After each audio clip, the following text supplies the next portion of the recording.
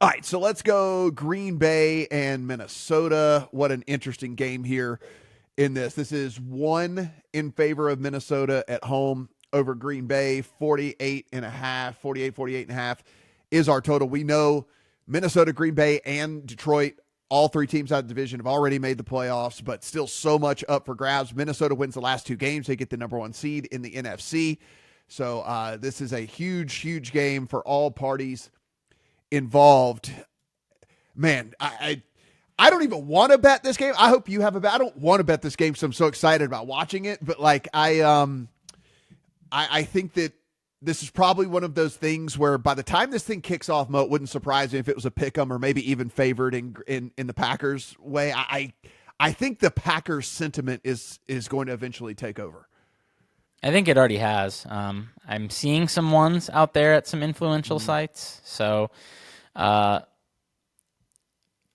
don't really agree with that, even though I would very much like to see the Vikings lose. So I'm hoping that's right. Yeah. I'm still sweating my Detroit division somehow when they have 2 losses. So that feels a bit unlucky, but I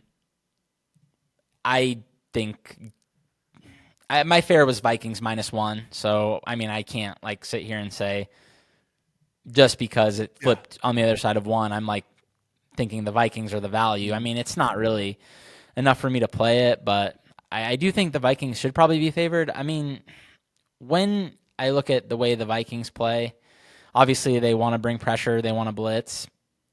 Jordan Love and Matt LaFleur is a combo I mostly trust to handle that.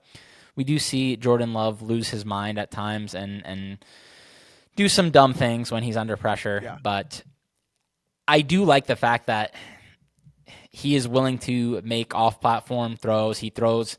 I dog on his mechanics all the time. He's frequently throwing off his back foot when he doesn't need to. That comes in useful in spots like this, though, where you might have to throw off your back foot in some spots because the Vikings are just cover 0 every 4th play. So I think he'll probably find some spots to hit some big plays down the field when he is up against the all-out blitzes. And LaFleur is a coach that I trust to scheme against Flores. So I do think the Packers have some advantages. Their offensive line has been so good. So yeah, I'm hoping for my season bet that the Packers do it, but I understand that the line is within reason for sure and I don't really see much value. I mean, maybe the over. I mean, these offenses are so good. Yeah, I'm shocked at how clean this Minnesota injury report is this far into the season. I mean, the only person that might miss this game is Fabian Moreau, and he's a backup corner as it is anyway. Harrison Smith that missed last week is going to be back for them at safety position, so it looks like they're going to have every starter going for them in Week 17, which is pretty crazy. Looks like Christian Watson probably not going to go for the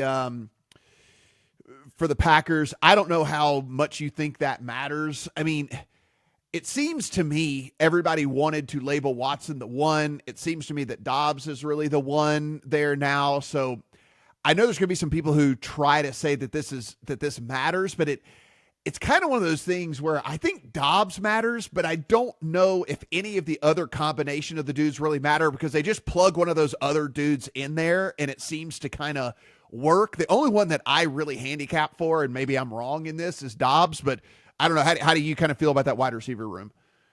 I would say that, I mean, I would make it matter less than probably you if any of those guys was out, to be honest. They just have such enviable depth. Yeah. I mean, Dobbs, I think, does serve as the top guy in most cases, but it's similar to like a Chiefs receiver being out or a Bills receiver. I mean, the target share is so spread out that I just don't think it really moves the needle all that much. Yeah, I think there is a world that exists where this ends up being a shootout. Like, I think if I was leaning towards the over in this game, I would probably like play like some alt ladders or something like that because just like over 59 and a half. Yeah. Like I think there's definitely a range of outcomes where this game plays into like the 30s between both of these teams. So like that's my inclination, because I kind of think both of these teams are going to move the ball. I kind of think they're going to have success, and so that might be how I go about it here in this one.